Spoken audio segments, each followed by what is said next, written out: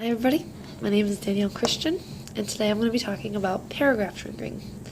This is a comprehension and writing strategy that is considered to be kind of an activity of PALS, which is the one I talked about last video, so it's kind of cool that they're going to connect to each other. This allows each student to take turns reading, pausing, and then summarizing the main points of each paragraph of the assigned reading. Students provide each other with feedback as a way to monitor their comprehension. I would continue this with the 10th grade biology class. I would also use this throughout the year, just like I would with the PALS. And for the purpose of this video, my unit is going to be about the water cycle. In today's class, we'll be discussing water pollution more specifically. And so I would introduce the topic to my students, kind of with an introductory paragraph. Water is essential to life. All living creatures depend on having access to clean, fresh drinking water. Humans require water for more purposes than simply drinking. The average person uses 80 to 100 gallons of water per day. That includes drinking water, flushing toilets, showering, watering plants, and much more.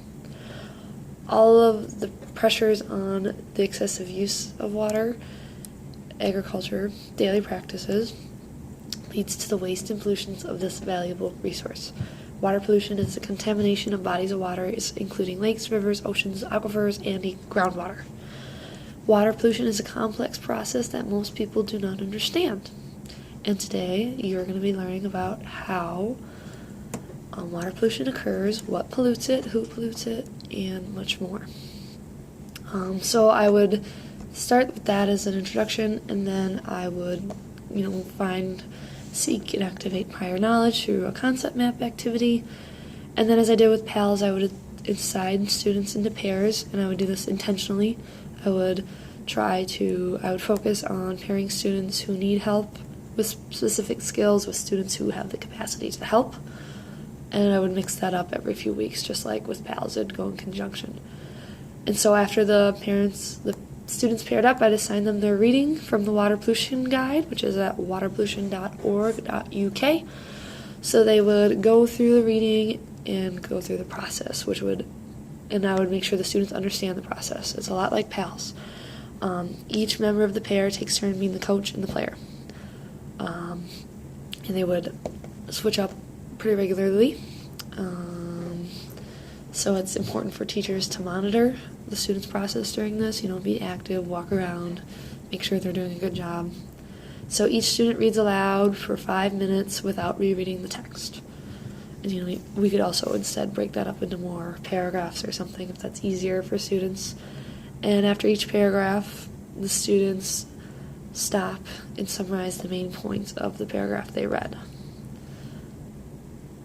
And then they're going to be also asked to summarize who or what of the paragraph, the most important thing about who or what, and the main idea of the paragraph. So they'll read for 5 minutes, but they'll stop at each paragraph.